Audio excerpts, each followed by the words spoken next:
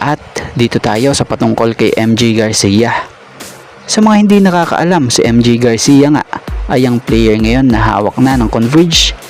Sa last 4 games nga po nito sa Converge sa loob ng 19 minutes of playing time, nag-average na nga ito ng 4.75 points per game, 3.25 rebounds per game at 1.25 assists per game.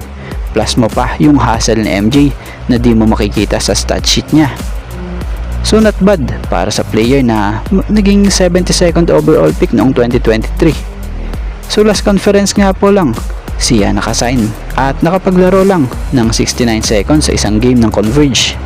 At ngayon, agad na nga siyang napansin at napapansin pa ng coaching staff ang effectivity nitong si MJ. Kaya isa na agad siya sa exciting at fan favorite ng team ng Converge.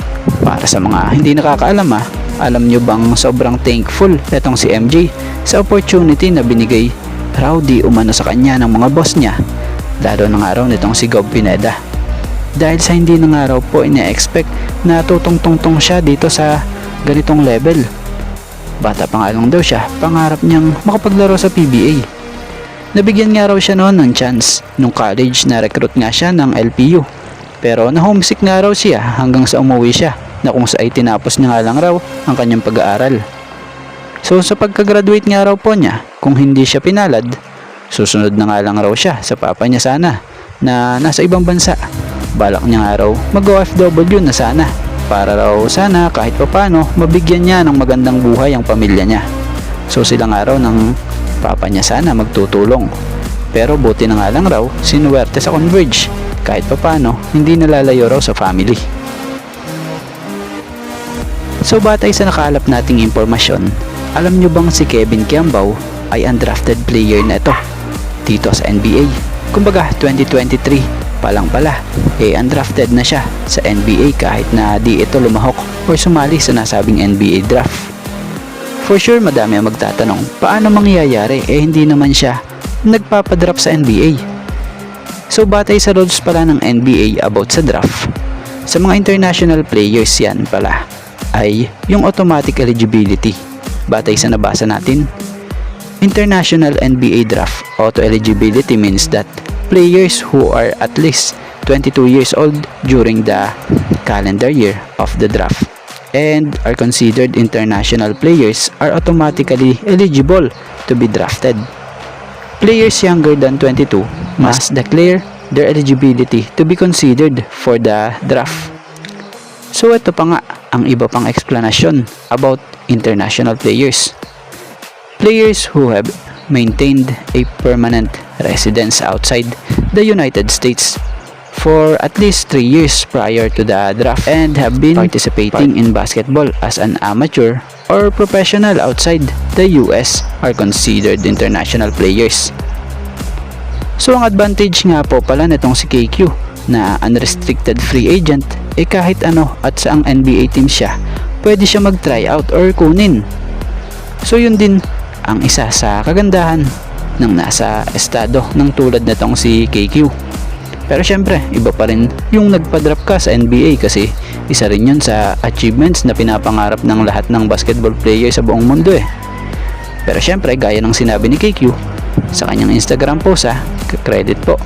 Ayon nga sa kanya, slim chance is better than no chance. Tama naman yun, ganito naman talaga yung tamang mindset talaga, yung laging positibo. At least may chance siya, diba?